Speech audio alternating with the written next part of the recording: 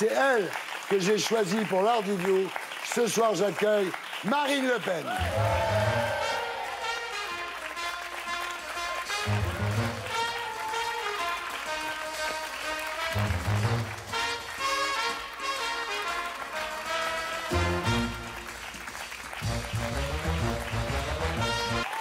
Ça a été l'escalier? C'est toujours un peu périlleux. L'arrivée est quand même plus sympathique qu'il y a 15 ans, tout le monde en parle. C'est pas faux. Où il y avait un silence de mort et on vous recevait comme si vous étiez Goebbels. Voilà. Je suis remise. Avant de passer à l'Ardiview, le magnéto de Blacko. 1968, Marion Le Pen naît à Neuilly. Mais dès son enfance, sa mère prend l'habitude de l'appeler Marine à cause de ses yeux bleus. En 72, son père fonde le Front National, dont le trésorier est alors un ancien Waffen-SS. Pas facile d'être une fille Le Pen. À 8 ans, elle ressort traumatisée de l'attentat qui a détruit l'appartement familial. Pendant sa scolarité, son nom déclenche régulièrement l'hostilité. Je suis vraiment très heureuse de m'appeler Mademoiselle Le Pen et de plus en plus. Attachée à son clan, elle adhère au FN en 86. Après des études de droit, elle devient avocate, mais sa carrière ne décolle pas. En 98, son père l'embauche donc au service juridique du FN. 2002, Le Pen est au second tour de la présidentielle. Énorme surprise, Jean-Marie Le Pen. Et sa fille s'affirme devant les caméras. Bon, il souffre beaucoup, M. Mélenchon notamment, hein, des critiques qui sont faites aux politiques. Et pourtant, qu'est-ce que vous les méritez? Moi? Parce que... Mais oui, bien sûr, votre Moi? parti. Mais qui elle est, celle-là? Tandis que son père favorise son ascension au sein du parti, elle développe son ancrage dans la France périphérique. Marine Le Pen fait donc ses classes de campagne électorale en assumant le surnom qu'elle se donne, le clone de son père. Désespérément, j'essaie de trouver les sujets où je suis pas d'accord avec lui. Mais j'arrive pas à en trouver, je veux bien réussir. À Hénin-Beaumont, elle se présente aux législatives de 2007, puis aux municipales avec Steve Briouat en 2008, puis aux régionales de 2010. 2011, elle succède à son père à la tête du FN. Marine Le Pen est élue président du Front National. Sauf qu'en 2012, à la présidentielle, elle n'atteint pas le second tour. Ça n'empêche pas le FN de devenir le premier parti de France aux européennes de 2014. Le peuple souverain a clamé qu'il voulait reprendre en main les rênes de son destin. Son bras droit, Florian Philippot, gagne en influence. Un message aux abonnés? Mettez des pouces bleus. Résultat, en 2015, Jean-Marie Le Pen est exclu du FN Jeanne, au secours! pour avoir répété que, selon lui, les chambres à gaz sont un détail de la guerre. 2017, Macron la devance au premier tour de la présidentielle, puis la domine lors du débat. Votre stratégie, c'est simplement de dire beaucoup de mensonges et de dire tout ce qui ne va pas dans le pays. Mais vous ne proposez rien. Après cet échec, Philippot quitte le parti. En revanche, sa nièce Marion Maréchal prend de l'importance en défendant la ligne identitaire. Oui, n'en déplaise à certains, la France est une terre aux racines chrétiennes, de droit romain et de philosophie grecque. 2018.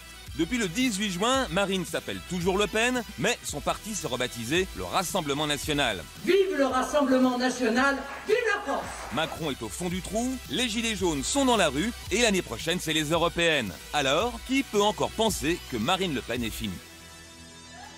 Voilà. Est-ce que vous avez un commentaire sur ce magnéto? Non, c'est une manière un peu orientée de présenter les choses, mais c'est pas... Orienté? Oui, mais c'est pas très important. Ce qui est important, c'est ce qui se passe aujourd'hui. La vie des mouvements politiques, c'est comme la vie des hommes et des femmes. Vous savez, il y a des hauts, il y a des bas, il y a des bagarres, il y a des réunions, il y a des transformations. Ouais. Voilà, ce qui est important, c'est ce qu'on en fait. Un mouvement, c'est un outil, hein, c'est pas une fin en soi. Et tout de suite, on passe à la grande interview de la semaine. C'est l'Ardiview.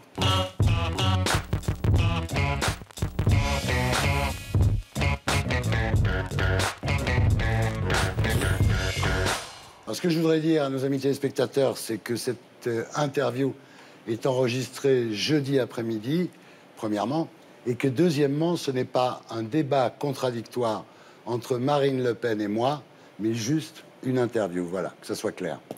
Alors, Marine Le Pen, il y a un an, vous étiez finie, et aujourd'hui, vous apparaissez comme la grande gagnante de la colère des Gilets jaunes.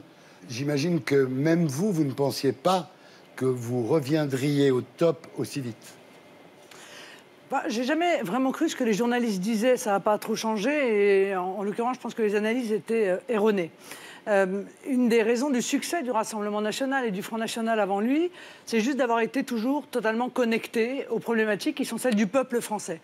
On les a portées un peu envers et contre tous, il faut quand même le dire, souvent sous les insultes, parfois sous l'ironie de nos adversaires et des analystes politiques.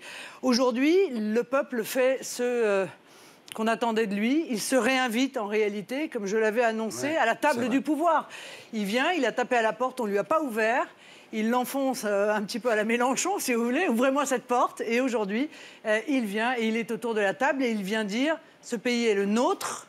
Nous avons le droit d'être ce que nous sommes et nous avons le droit de décider pour nous-mêmes. » C'est ça, je crois, le grand signal des Gilets jaunes. Alors l'avenir vous a donné raison. Comme disait Laurent Fabius, peut-être pas les bonnes réponses, mais vous posez les bonnes questions. Vous n'en savez rien, on ne les a pas testés. Avant de parler de l'avenir, j'aimerais vous entendre sur les casseurs et Christophe Castaner. Quand on vous parle des casseurs, vous dites que vous êtes choqué parce que finalement, on parle de la violence des casseurs, mais on ne parle jamais de la violence qui amène les agriculteurs, les policiers à se suicider en masse. Oui, c'est vrai, parce que oui, j'ai le sentiment qu'il y a toujours une indignation sélective. Ça fait des années que l'on voit le nombre de suicides d'agriculteurs se démultiplier. C'est 1 tous les 3 jours, je crois. Ils se pendent dans leurs granges. Les policiers se suicident. Le peuple souffre le martyre avec une grande dignité. Et ça n'indigne personne, ça ne choque personne. Et puis, il y a des violences, il y a des voitures qui sont brûlées. Et là, tout le monde, si vous voulez, considère que c'est inadmissible. Mais moi, je considère que ce que vit le peuple français au quotidien, c'est inadmissible. Et j'aimerais bien voir des responsables politiques, des journalistes venir dire « Mais enfin, on ne peut pas laisser le peuple français vivre ça. C'est une véritable honte, c'est un échec total. » Ils devraient se flageller, nos responsables politiques, publiquement, en disant « On a trahi le peuple, on a échoué. » Non, non.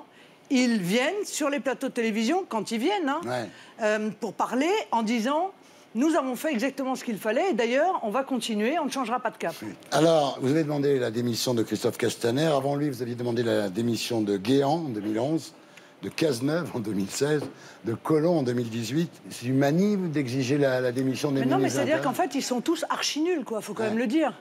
Moi, je regarde les résultats des ministres de l'Intérieur. Je vois que la criminalité et la délinquance n'a jamais cessé, qu'elle augmente d'année en année, que absolument rien n'est fait pour régler le problème, que dans les banlieues, notamment, les gens qui y vivent un cauchemar, vivent le martyre. Là encore, personne ne s'intéresse de savoir comment vivent ceux qui sont obligés de montrer leur carte d'identité pour rentrer dans leur appartement parce que les mafias, les dealers de drogue sont en bas de l'immeuble, qui ont peur de laisser sortir leurs gamins parce que c'est le Far West. Voilà. Et donc ces gens-là qui ont réussi à obtenir 0 résultat, je pense que quand on obtient 0 résultat, il faut partir. Mais quand Collomb dit on vit côte à côte et on va finir par vivre face à face sur le parvis de Beauvau avant de quitter son ministère, ça doit vous satisfaire finalement. Mais ces types-là, ils ont toujours le courage quand ils partent. Quand ils sont en poste, ils ne font rien. Et quand ils partent, on a l'impression qu'ils ont un éclair de lucidité. Alors ça veut dire quoi? Ça veut dire qu'en réalité, ils sont insincères.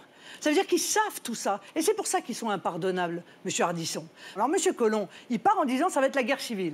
C'est-à-dire demain, en réalité, il y aura un conflit entre des Français. C'est énorme comme déclaration. Oui. Ça n'interpelle personne. En fait. Moi, j'ai fait une déclaration il y a quelques jours, là, 2 jours, à l'Assemblée nationale. Je leur ai dit, vous voyez là ce qui se passe, la crise sociale.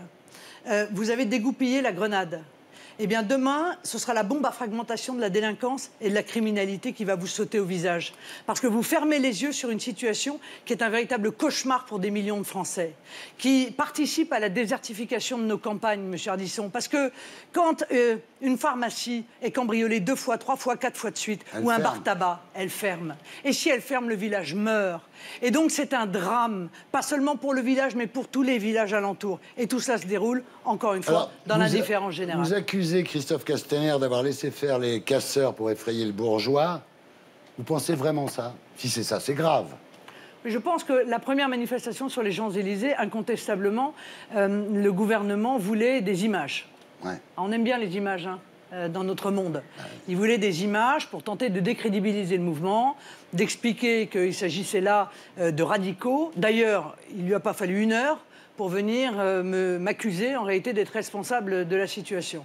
Donc on voit bien quel était l'intérêt électoraliste qu'il avait à utiliser ces violences. Moyennant quoi, je suis obligée de le dire, mais ceux qui ont monté les barricades, c'était des gens qui avaient reçu des grenades lacrymogènes sur la tête pendant des heures. On a arrêté un certain nombre de casseurs et il s'avère que c'est souvent des gens qui n'ont pas de casier judiciaire, qui sont fraiseurs-tourneurs dans l'Isère ou plombiers dans l'Eure-et-Loire. On est d'accord. Oui, mais enfin, vous savez, en matière de maintien de l'ordre, il n'y a rien de plus simple que de rendre une foule furieuse. Vous prenez une manifestation de bonzes tibétains et vous leur envoyez 10 000 grenades lacrymogènes, il y a un moment donné où le bonze tibétain perd de sa sérénité. Dites-moi, les 3 boutons de la Ve République, c'est dissolution, virer le Premier ministre et référendum. Sur quel bouton pensez-vous que nous devions appuyer aujourd'hui? En réalité, ça n'a aucun intérêt de changer le Premier ministre, ni même les ministres. D'ailleurs, ils seront remplacés par d'autres technos qui parleront de la même manière, qui diront exactement la même chose. Bon. Moi, je pense qu'il n'y a que la dissolution qui pourrait, mais avec la proportionnelle, régler la crise politique que nous vivons. Parce que vous avez vu au fur et à mesure des jours, les revendications des Gilets jaunes sont très diverses. En fait, ça ressemble à quoi? À un projet législatif. Marine Le Pen, on entend beaucoup Macron démission dans les manifestations. On entend beaucoup moins Marine au pouvoir. Alors, on va étudier le problème. Vous avez un problème, je pense, de présidentialité. Oui, pour un certain nombre de raisons. D'abord, le poids du passé. Même si aujourd'hui vous évacuez ça d'un revers de la main, le FN a longtemps été considéré comme un parti d'extrême droite, antisémite, raciste, vous le savez. Les petites phrases de Jean-Marie Le Pen n'ont pas aidé. Heureusement, aujourd'hui, Jean-Marie Le Pen est un détail de l'histoire du Front National. Mais pour échapper à ce poids du passé, vous avez tenté de dédiaboliser le parti.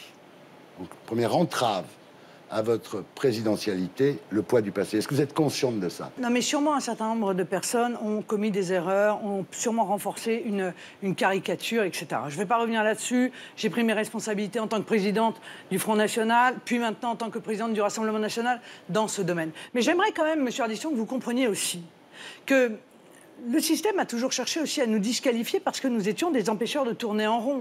Et qu'aujourd'hui, regardez autour de vous, tous ceux qui disent « je suis contre l'immigration », juste le fait de dire « moi, je suis contre l'immigration », sont accusés immédiatement d'être d'extrême droite.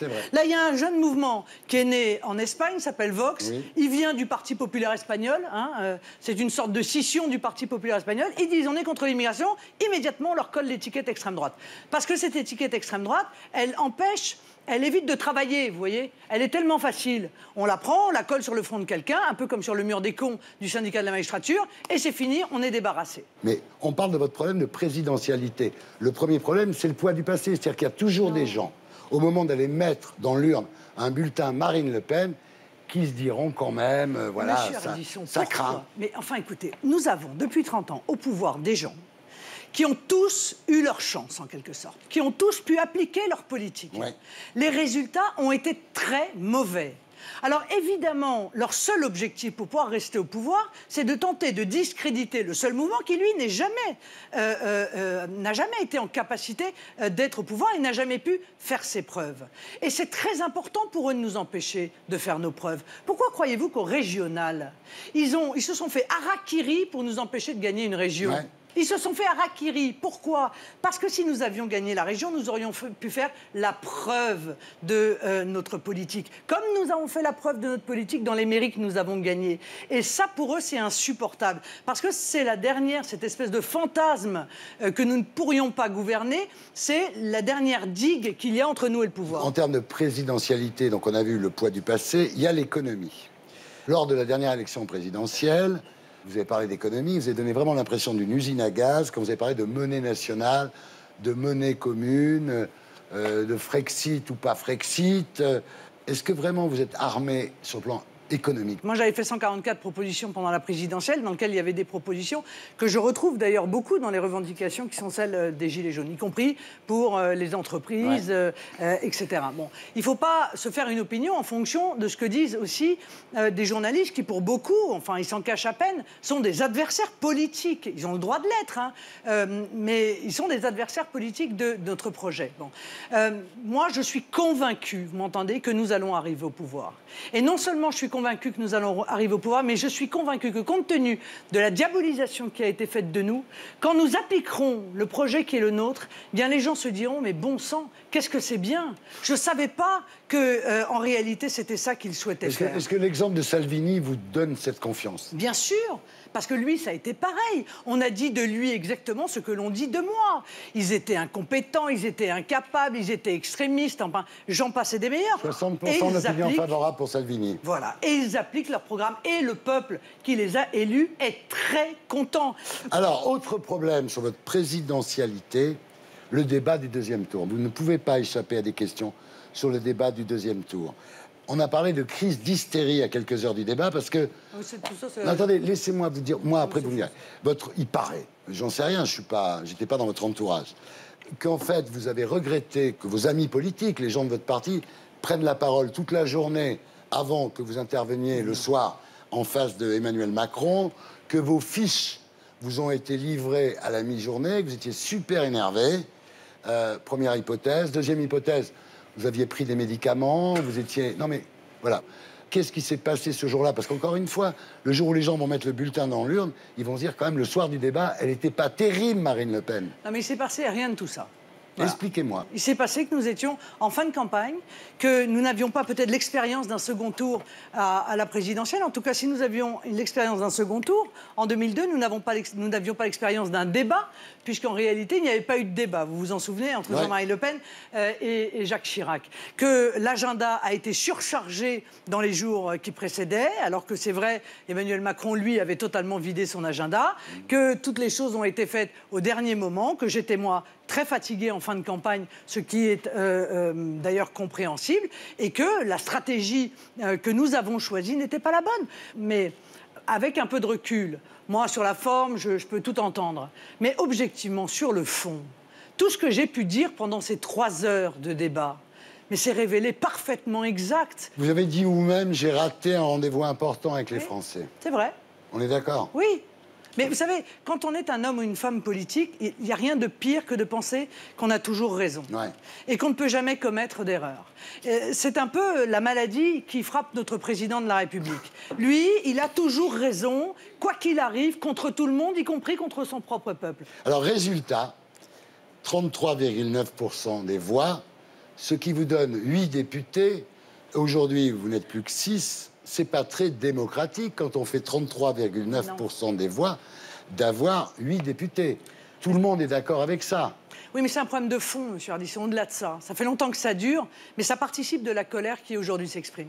S'il y avait eu 150 députés du Rassemblement national, 80 députés de la France insoumise, c'est à peu près ça à la proportionnelle.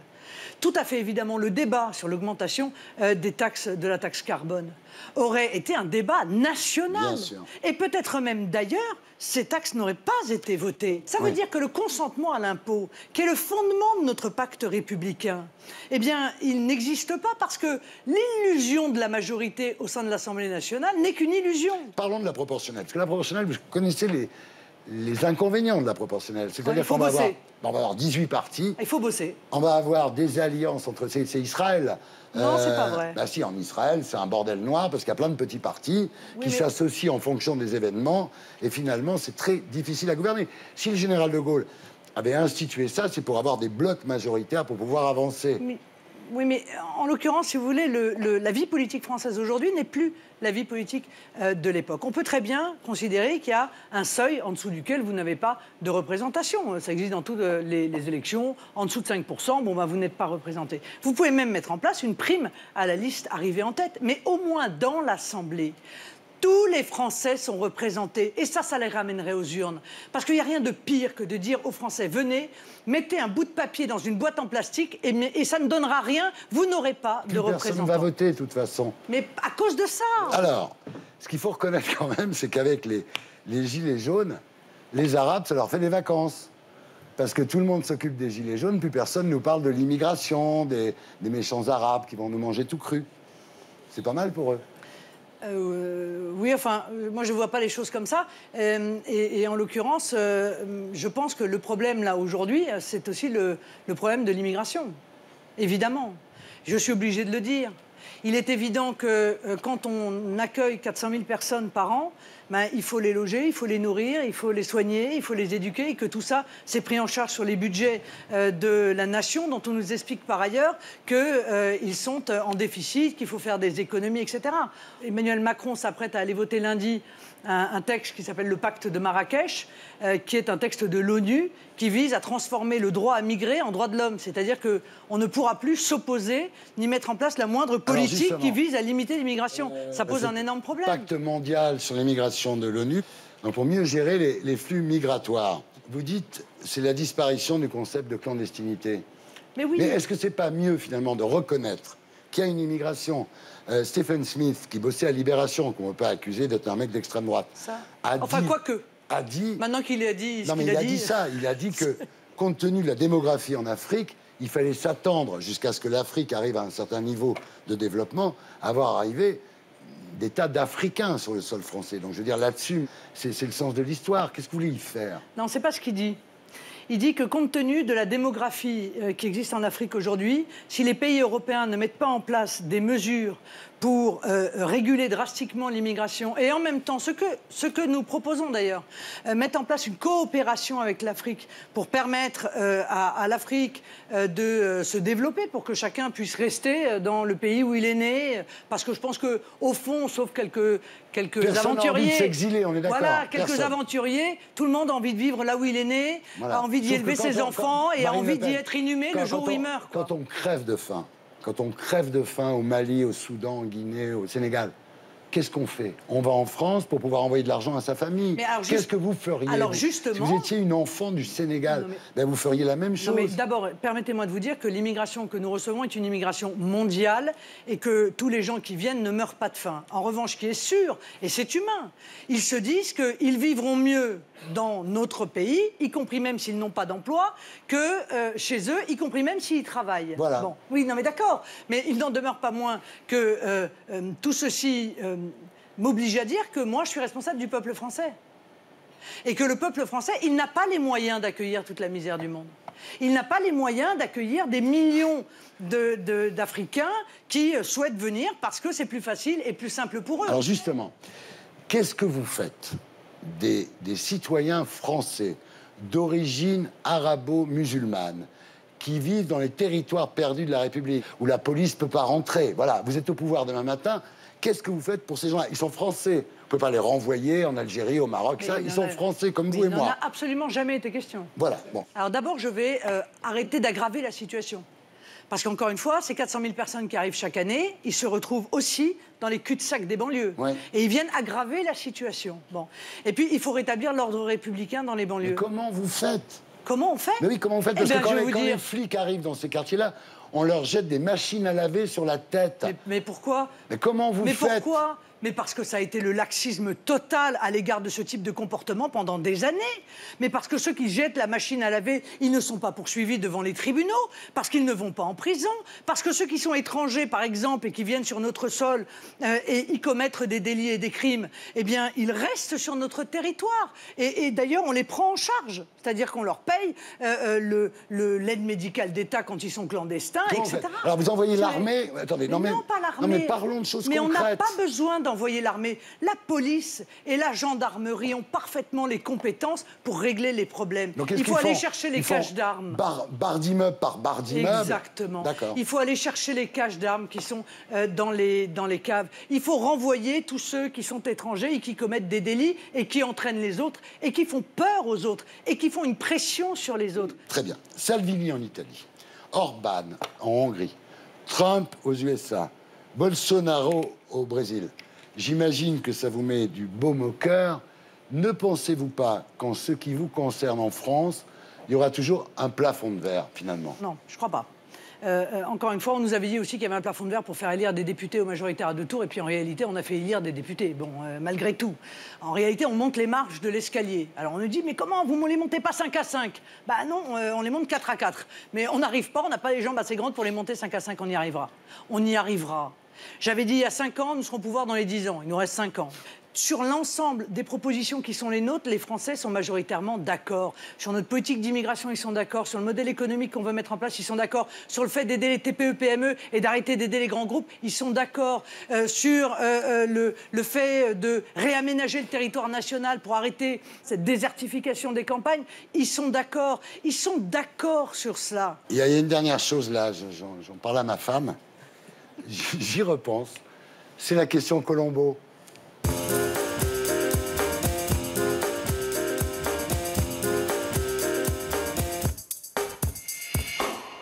Marine Le Pen, si votre nièce Marion Maréchal Le Pen était la mieux placée pour conduire le Rassemblement national aux prochaines présidentielles, est-ce que vous vous effaceriez? Mais bien entendu, elle ou n'importe qui d'autre d'ailleurs.